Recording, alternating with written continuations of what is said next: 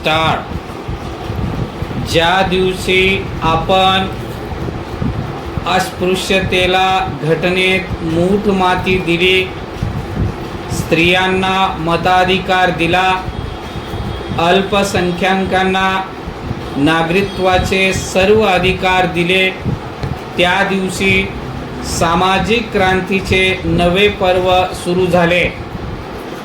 आपण कामगारांना न्याय देणारे अनेक कायदे केले.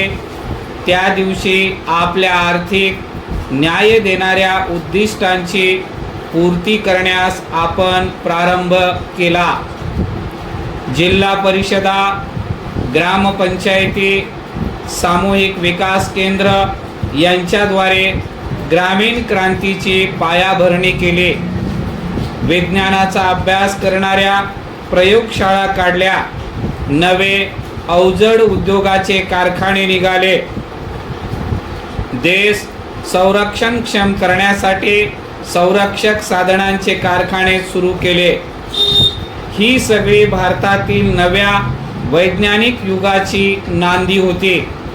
पण दुर्दैव असे आहे की परदेशात घडलेल्या क्रांतीच्या उदाहरणांनी आम्ही इतके भारावून गेलो होतो की आम्ही आमच्या देशात सुरू केलेली क्रांती यशस्वी होण्यासाठी, ती राबविण्यासाठी पुरेसा उत्साह दाखवला नाही. याचा अर्थ गेल्या 20 वर्षात घडले ते सारे बरोबर होते, चुकाच झालेल्या नाहीत असे मुळीच नाही. पण आज दिसणारे वैफल्य हे केवळ आपल्या अपेक्षाभंगातून निर्माण झालेले नसून जे सभोवताली घडत आहे ते आपण नीट समजावून न घेतल्यामुळे आले आहे. त्यामुळे परिस्थिती अगदी निराशाजनक वाटते आणि समाजात दोषदर्शी प्रवृत्तीच वाढत जाते. एखादी योजना आपण आखतो, ती पार पाडू लागतो, त्यावेळी तिच्या सामाजिक आर्थिक परिणामांची समग्र जाणीव अनेकदा आपल्यास होत नाही.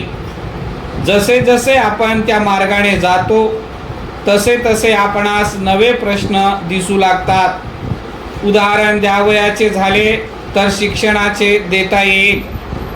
शिक्षणाचा अनिर्बंध प्रवास व्हावा अशा मताचा मी होतो आणि आजही आहे. शेकडो वर्ष निरक्षरतेच्या अज्ञानाच्या अंधकारात चाचपडणाऱ्या भारताला विज्ञानाचा प्रकाश लवकर दिसावा ही त्यामागची तळमळ होती. पण ही विज्ञानाची कवाडे उघडली, प्रकाश आला आणि त्यामुळे नवा तंत्रज्ञानाचा वर्ग निर्माण झाला. पण त्यातूनच बेकार तंत्रज्ञांची व शिक्षितांची समस्या आज आपल्या पुढे उभी आहे. एखाद्या वर्गाला पुढचे भवितव्य स्पष्ट दिसले नाही की तो अस्वस्थ होतो, काहीतरी नवा मार्ग शोधतो. शासन अशा वर्गाबाबत थंड व उदासीन राहिले तर त्या वर्गाच्या असंतोषाला राजकीय स्वरूप येते. हा राजकीय असंतोष एका शैक्षणिक धोरणातून निर्माण झालेला आहे असे लक्षात येते. समाजातील तंग परिस्थिती अशा अनेक कारणामुळे निर्माण होते. मी फक्त एकच उदाहरण दिले. दुसऱ्या दृष्टीने पाहिले तर ही प्रगती नाही का? तंत्रज्ञानाची टंचाई असलेल्या या देशात त्यांची संख्या वाढावी हे सुचिन्ह नाही का? परिच्छेद. दुसरे उदाहरण लोकशाहीतील राजकीय क्रांतीचे घेता येईल. आपण प्रौढ मतदानाचा अधिकार दिला, हा अधिकार देऊ नये असे काही घटना पंडितांचे मत होते.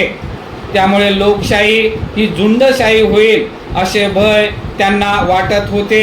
तरीही गांधीजींनी प्रौढ मताधिकाराचा आग्रह धरला, कारण आता जर हा अधिकार दिला नाही तर तो गरिबांना मिळावयास अनेक वर्ष झगडा करावा लागेल असे त्यांचे मत होते.